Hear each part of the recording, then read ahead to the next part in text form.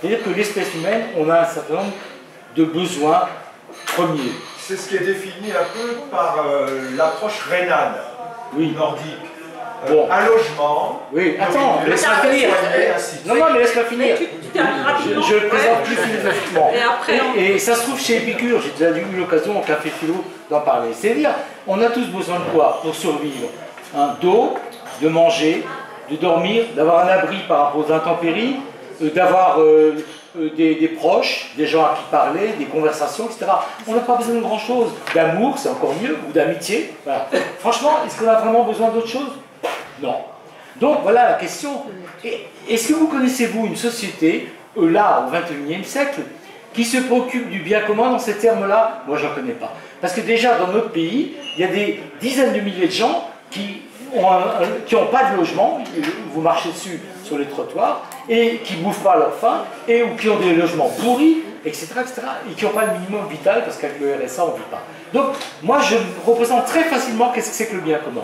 Et si jamais il y a une société qui veut discuter de ce que c'est que le bien commun, ce qu'il faudrait faire pour que les gens vivent au moins un minimum, correctement, en humain simplement, en espèce humaine, eh ben c'est facile, c'est pas si compliqué que ça.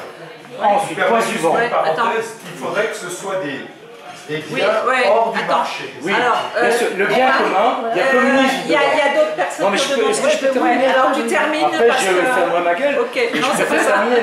Bon, voilà, parce que j'ai noté d'autres trucs. Oui. Alors, concernant l'esprit de chapelle, les partis et tout ça, bon, là, c'est fatal, quoi. Quel que soit le parti. Bon, je ne reviens pas, je crois que je l'ai déjà dit.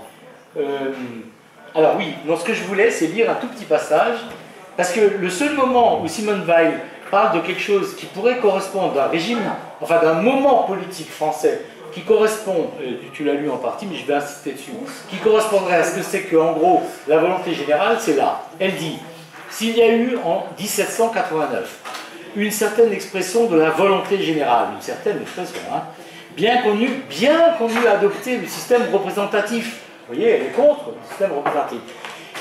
Faute de savoir, on imaginait un autre. Mais après, il y a la solution qui va venir, je pense. C'est qu'il y avait eu bien autre chose que des élections. Tout ce qu'il y avait de vivant à travers tout le pays, et le pays débordé à l'heure de vie, avait cherché à exprimer une pensée par l'organe des cahiers de revendication, cahiers de doléances. On a tous appris ça à l'école.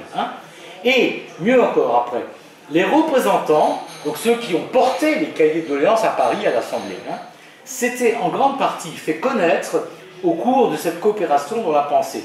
Ils en gardaient la chaleur. Ils sentaient le pays attentif à leurs paroles, jaloux de surveiller si elles traduisaient exactement ses aspirations, etc. Pendant quelque temps, peu de temps, ils furent vraiment de simples organes d'expression pour la pensée publique. Et quand j'ai lu ça, au crayon, j'ai écrit au-dessus que, c'est proche de ce que pourrait être une démocratie directe, sans représentant permanent. Et deuxièmement, j'ai immédiatement pensé à ce que Mélenchon propose effectivement actuellement quand il dit que les élus doivent être révocables, y compris le président de la République. Voilà, s'ils ne remplissent pas leur mandat. Et ça, je trouve que ça va dans le sens de ce que dit Simone Weil de façon plus réaliste dans un système qui existe. Voilà. Donc la parole est à toi et à toi après. Oui, alors 1, 2, 3. Oui, vas-y.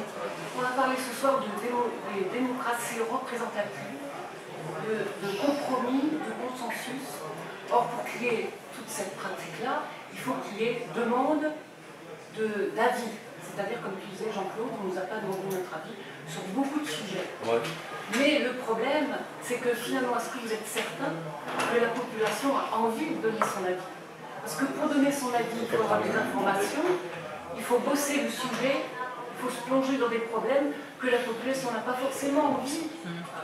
Non, mais il a le bon sens. Alors, non, mais attends, pas tout de suite. On va faire le tour là. Il y a des informations qu'il faut avoir.